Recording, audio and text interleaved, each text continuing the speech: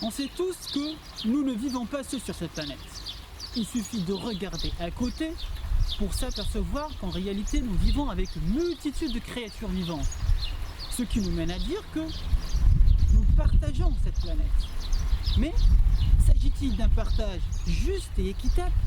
Défendons-nous le droit des animaux à la vie autant que nous le faisons pour nous? Bonjour, on se trouve aujourd'hui au zoo du Belvédère à Tunis en Tunisie et on va évoquer la mise en captivité des animaux.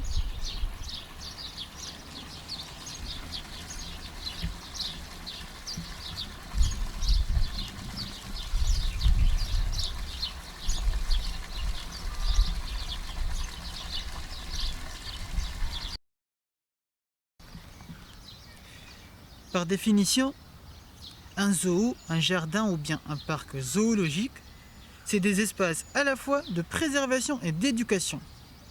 Mais, en réalité, cette pédagogie ne repose que sur notre différence envers les animaux et leur comportement. Ainsi, la question qui se pose est la suivante. Y a-t-il vraiment un apprentissage à caractère éthique ou éducatif qui pourrait être réalisé juste en observant des animaux enfermés dans des cages?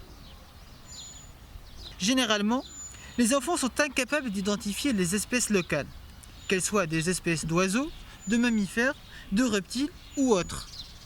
On a donc l'habitude d'entendre cet argument de type pédagogique qui affirme que les zoos permettent aux enfants de se familiariser avec les animaux.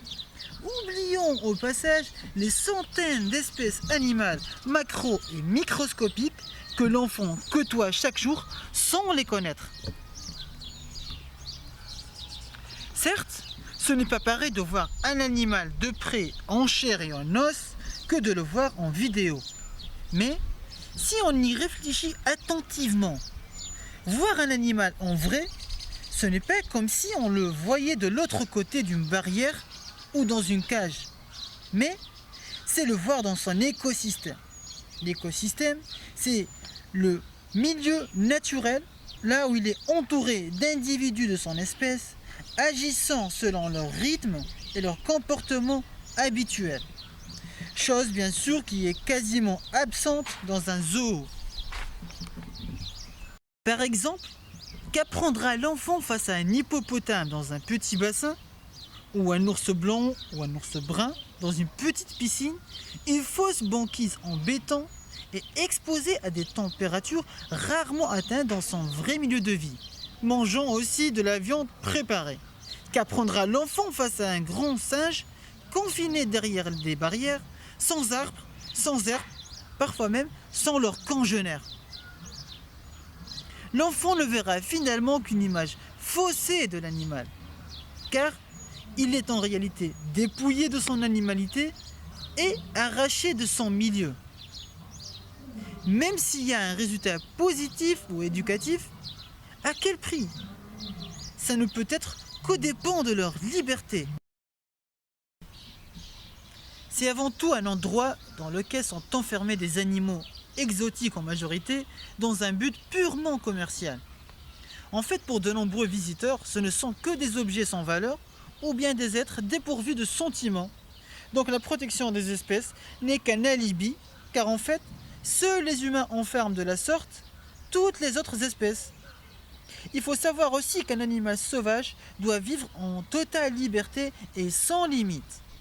D'ailleurs, en voyant le comportement des visiteurs, on a l'impression que le principe de liberté, auquel s'attachent les humains en général et les visiteurs en particulier, est très important, mais paradoxalement, n'est jamais appliqué envers les animaux. Pour d'autres visiteurs, c'est surtout le côté exotique de ces animaux qui les intrigue. En d'autres termes, leur curiosité les pousse jusqu'à accepter la souffrance des animaux qui passent une grande partie de leur vie isolés dans des cages exiguës, sans pouvoir faire aucun exercice, sans pouvoir se déplacer confortablement, ni s'accoupler ou même se socialiser avec les autres individus de leurs espèces. Ils restent donc emprisonnés presque toute leur vie. Il faut savoir que les humains ignorent totalement comment la douleur est ressentie par les animaux. C'est d'ailleurs pourquoi beaucoup d'individus se permettent de torturer et de mutiler les animaux. Cependant, on ne peut pas affirmer que les animaux ressentent moins la douleur, rien que parce qu'ils sont des êtres inférieurs si on le compare à nous les humains. Ceci dit, la souffrance, c'est la souffrance. La douleur reste la douleur qui est transmise du cerveau par les nerfs. Dans ce contexte, on ne peut pas utiliser le prétexte d'ignorance pour légitimiser nos actions horribles et inhumaines envers les animaux.